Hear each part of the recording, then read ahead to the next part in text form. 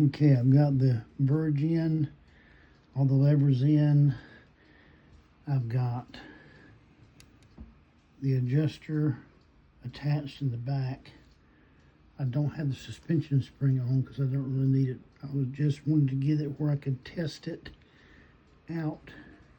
And so right now we're at the top of the hour. So we're going to move it.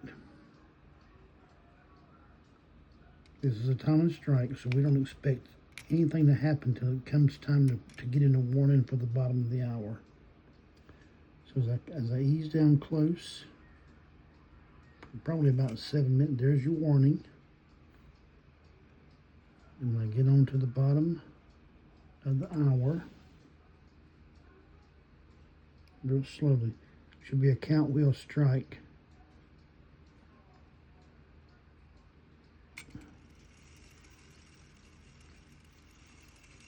And there you go. Now that's the bottom of the hour. Now I go to the top. I'm not worried about, I don't have a pin on this hand. I'm just using this hand for reference. I haven't put it in the clock, but it looks pretty close now. I'm ready to get ready for the top of the hour. I wanted to go into warning. So, as you see, she's getting poised. There's your warning right there.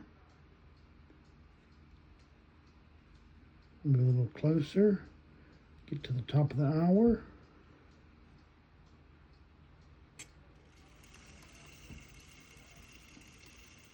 There's striking the hours.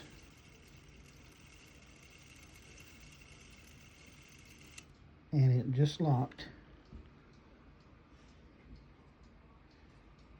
I think it's okay. I'll double check when a little bit later, make sure it's not scrubbing, but it seems to be pretty close to the center. That's an easy fix if it's not.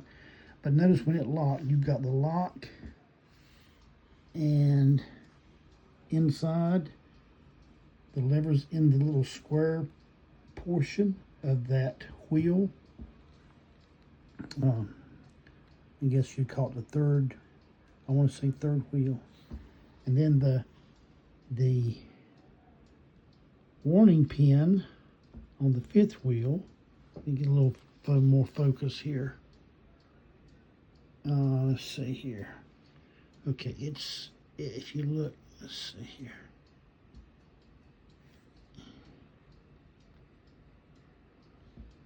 I can see with my eyes. Okay, there's the right. Okay, so there is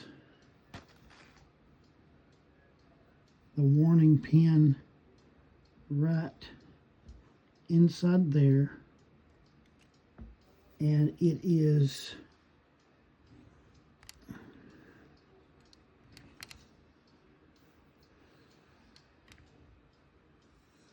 it's hard to really see it without looking down.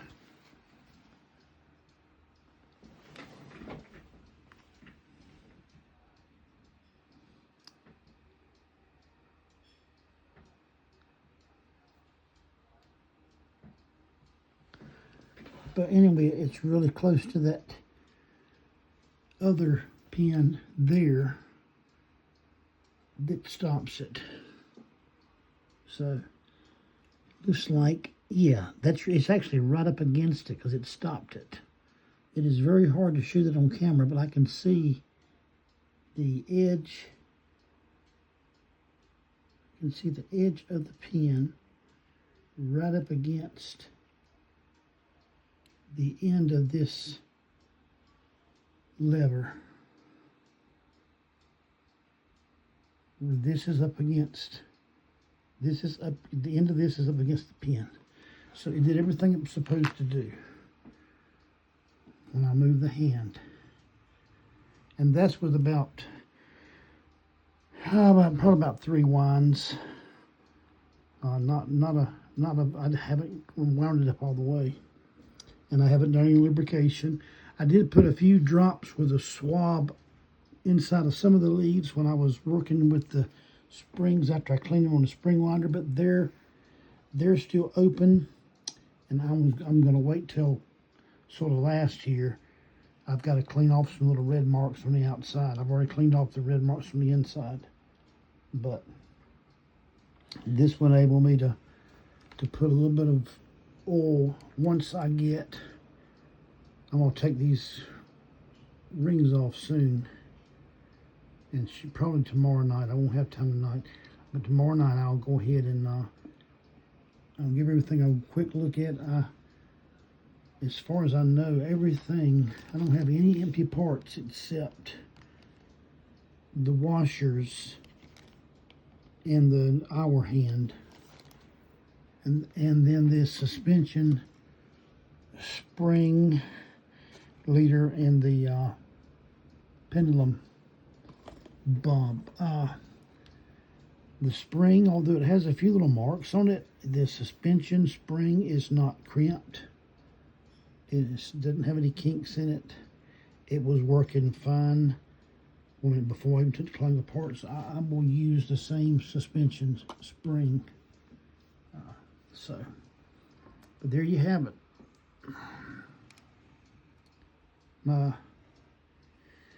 I followed instructions given by Jefferson Clockworks with Al Tackage on how to set up that strike, and looks like everything's done what it's supposed to do. So, and it's working on very low power. That's good. So my next plan is, after I get it cleaned, just the little red marks off, and I will put a little bit of oil, mainspring, Keystone Light mainspring oil in the leaves of the mainsprings, and then I'll use clock oil to lubricate the pivots and little places that need attention, that are sliding, that can use a little small amount of grease or a tiny dot of oil in this area. That will be good. As far as I'm seeing, I'm not seeing anything hitting or clashing. Nothing like that. So that's where she's going to stay tonight. And once I get it in the, hopefully tomorrow night, I'll get it into the, I'll tighten all these nuts. Right now they're just good and finger tight, but I need to tighten all the nuts. So this one is held tight with a screwdriver because I put this bracket on, and this actually screws into that threaded post that we looked at the other night. The adjuster is working. I'll put a little bit of lubrication on those gears interact, and also a little dot where that shaft goes into the plate, so that everything can. This was actually pretty stiff to get out. It almost is, I'm not sure, almost as if it had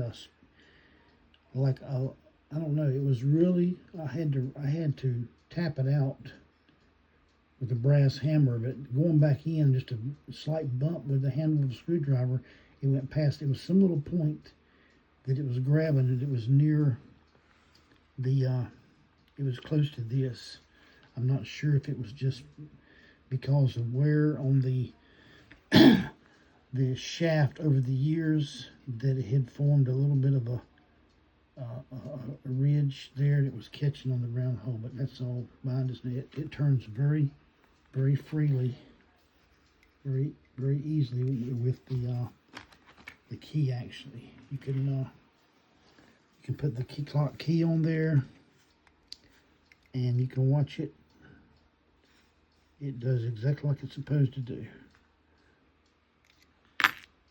In the back, where it goes in, the back had a shoulder bolt and a dome washer.